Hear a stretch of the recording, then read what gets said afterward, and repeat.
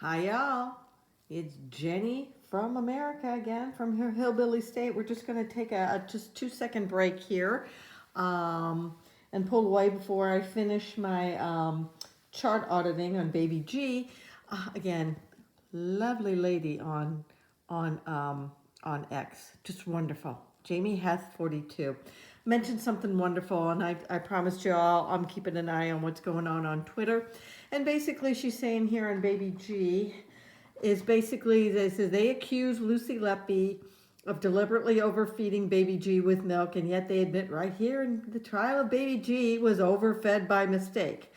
The feeding regime of this baby is all over the place. At one point, they double feeds while pumping baby full of Gaviscon. So I'm just going to kind of go to here. Here's the transcript here. It says, did someone by mistake give her 45 mils of feed instead of 36? Well, yes, 3 hourly amount was 36, which she had been tolerating, but in error, I guess probably at 8:45 in the a.m., she was given 45 mils by mistake. But despite this increase in volume, she tolerated that. There was no vomiting at all, and it was well tolerated. So this was an increase of 9 mils on a feed that should have been 36 mils. Yes, the 3 hour amount was 36, which she had been tolerating. But in error at 8:45 a.m., she was given a 45 mil by mistake. But despite this increase in volume, she tolerated that. So there was no volume, and it was well tolerated. So this was an increase of 9 mils on a feed that should have been 36? Yes. And then Justice Goss goes on to say, sorry, the date and time of that. And it looks like that, it's saying the 24th. I am assuming that is the 24th of August. And it might have been, if not, it would have been September 24th. So either way, it was either right before or right after the big vomit that we just discussed with the chart auditing. So, and basically it was a 25 mil in that. Okay, so let me explain something to y'all. This basically here, since Dewey likes to use red wine and syringes, here's red wine. So this is basically your typical shot glass that what you would do, you know, if you were in America, this is what you'd have whiskey. This is just a hint over an ounce, okay? That's how tiny this little tummy is. That's all it should have gotten, all right? It just tells you this baby was maybe 3 to 4, it was probably just barely 4 pounds, if 4 pounds at all. So it just tells you, but by mistake, accidentally, it was given, in addition, this amount on a feed. Now, this is how shit like this happens, people. And this is where I'm going to go and rag on the managers and the execs and the bean counters, you know, all the people that just say we have to, and the same shit goes on in America. We have to have staff to the bare bones. And Nurse Jenny here, yeah, did some oopsies too, as a nurse too. And you know why when I did the oopsies? It's because when we were understaffed. I was so freaking busy. I could not think on my feet. I had to run. And that's when I did my oopsies. So I could see Nurse Jenny doing this too. Now, another issue here is because you're so busy. I mean, there were many, many days I put in 10 hours. And this was back before we did the 12-hour stuff. But I would do 10 hours. I was happy if I got 1 minute, a one-time potty break. I can count many a times. I'd go weeks. I could count on one hand when I got literally a lunch break. That was how overworked we were. And that, you know what? That's what you got to do as a nurse too. And again, it's how you. I hate to say it, just how you earn your stripes. It isn't right, but it's reality. Another oopsies that happens too is when, you know, if I was pulled to another floor that I just didn't know.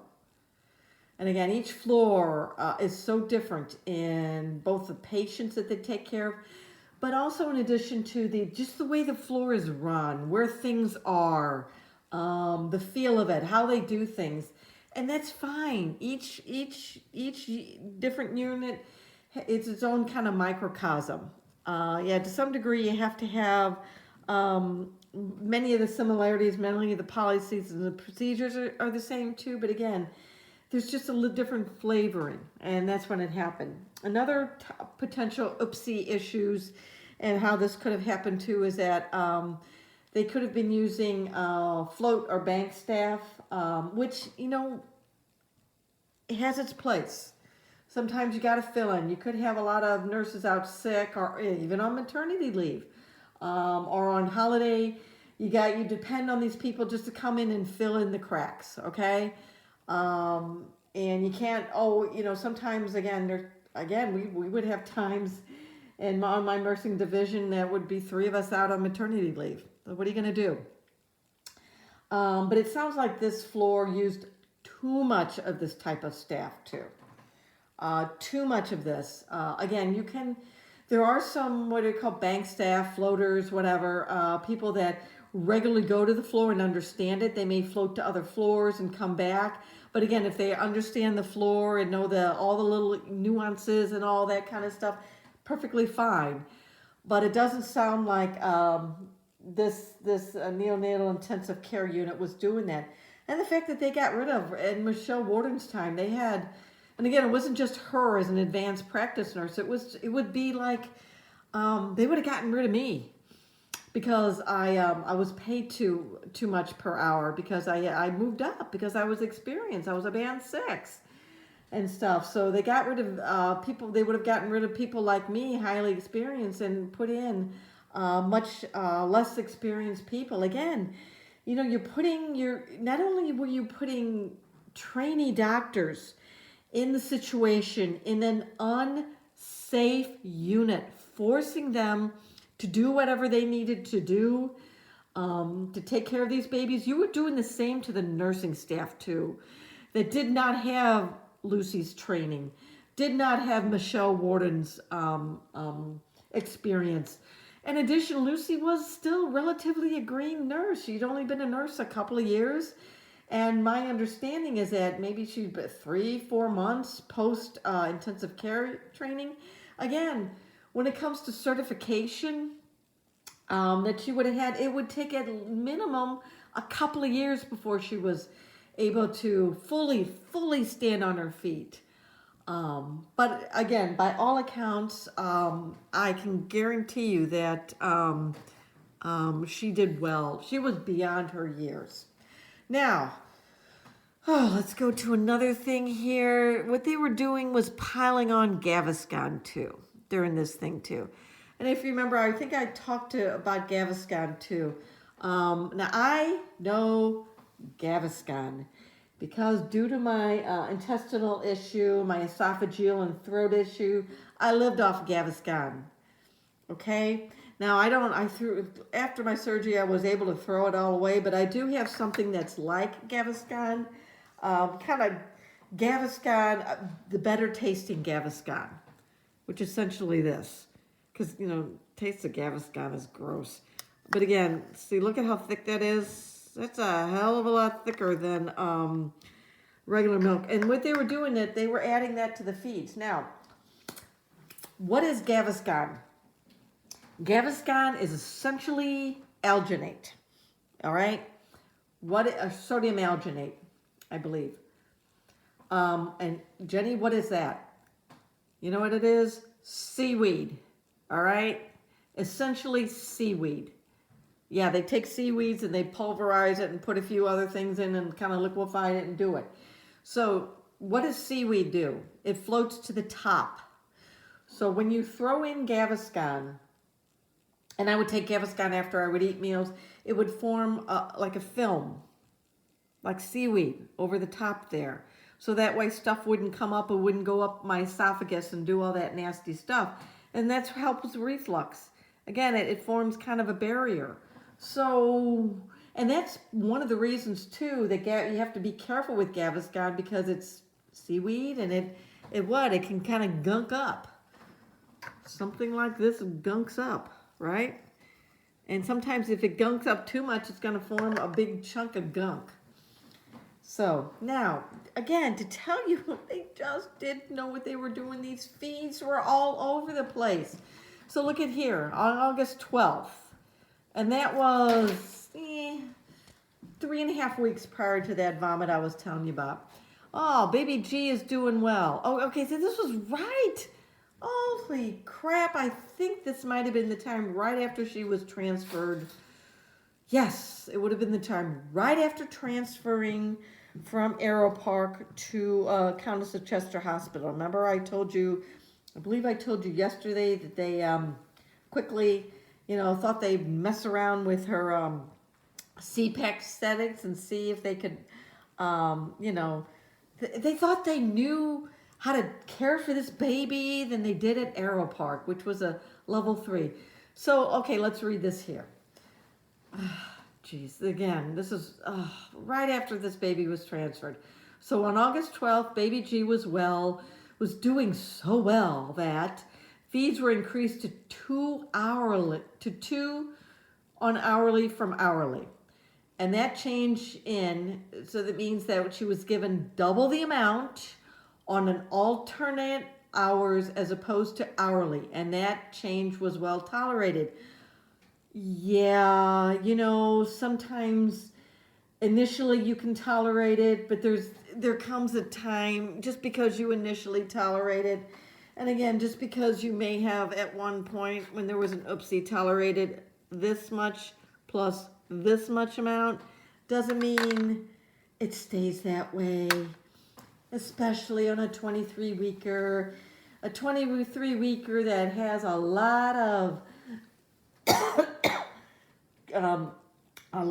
just what we say, lung issues. I am wondering if those lungs might have been a little bit hyperinflated, meaning it might have had a little too much pressure on the little tum-tum there. And again, it was on CPAP too, and that adds pressure on the tum-tum. So basically what we're saying here is the volume in her stomach that her stomach could accommodate says yes, following the increase in the quantity being given because the frequency was half or doubled as well, I should say. So they were freaking messing around with her feeds. They should have stuck with the plan of care, whatever Arrow Park had given them, and said, thank you. We're going to stick with this plan and just increase slowly and carefully, like a real physician would have. No, they had to do this crap. Again, I'm going to do another video on something called SIFT. And at this time, and I'm sitting there, I'm believing right now, the reason they did these weirdo things, it was due to a medical research that was going on at the time called SIFT, which is basically an increase in the, how quickly can you increase the fees on these babies? That this baby, I pray, was not a part of, and I fear it was. It was. And you'll see on a video tomorrow I will dump at midnight. It's midnight my time, but it's first thing in the morning for y'all about consent. All right. Were these parents aware that this baby could have been part of something called SIFT? And again, trialing a thing to see if you can quickly increase the feeds on this baby to see how the effect on that was. And again, the parents may have been slightly told about this, but they were really given an understanding on part of that too. Why was this baby fed so, it was a 23-weeker. You go low and slow on this. You take your time. You understand the fact that this is a 23-weeker, and you don't treat it like you did my daughter. My daughter was a 34-weeker. All right? That is light years away from each other. They absolutely increased her feeds because she tolerated it and did real well. And the fact that her lung status, even though it was really bad when she was born, man, that she did like literally overnight, went from being on life support to being on room air. Because at the 34-weeker, she could tolerate that. And she got good care too. And she probably, I don't know what the care was like at Arrow Park, but I do know that as a 23-weeker, man, oh man, even though, it was what? I think it was 10 weeks from the birth, you can't progress.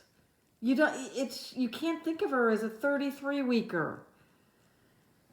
You still have to always think of her as a 23 weeker. Even as you get close to discharge, because again, these babies weren't in utero long enough. And she had such bad adverse effects just due to the prematurity of that.